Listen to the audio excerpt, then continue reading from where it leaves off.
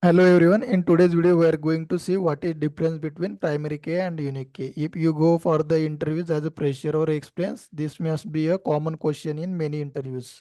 So you should know all the difference between primary key and unique key. Let's first understand with definition.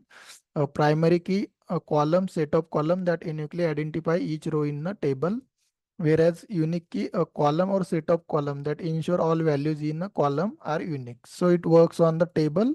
If you see, it identifies each row in a table uniquely, whereas unique key identifies each column uniquely. That is the one big difference here.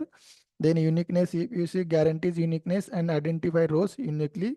So primary key identify rows uniquely, whereas unique key guarantees uniqueness but does not necessarily identify rows uniquely. So these are the second difference. This does not necessarily identify unique rows. It will guarantee that it will be identify unique rows definitely in the table. Then next, null values cannot contain null values. Primary key cannot have null values, yeah, and unique key can contain null values. Only one null is allowed per column. Means per column we can one null value is allowed in unique key.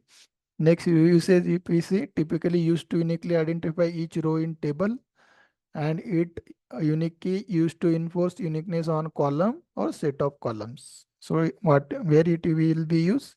It will be used on table to identify each record uniquely, and it will be used on the column. Then constraint type UPC implicitly create unique constraint and create cluster index by default if applicable. Means it implicitly create unique constraint for the table. Then it will explicitly, because we are mentioning unique, it explicitly create unique constraint and creates non-cluster index by default if applicable. So it will create non-cluster index for the column. Then here we have one example.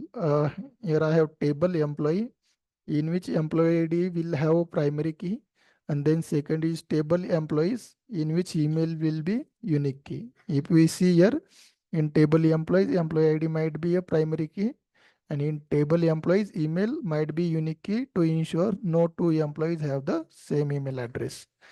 These are the some big differences in unique key and primary key that we must know.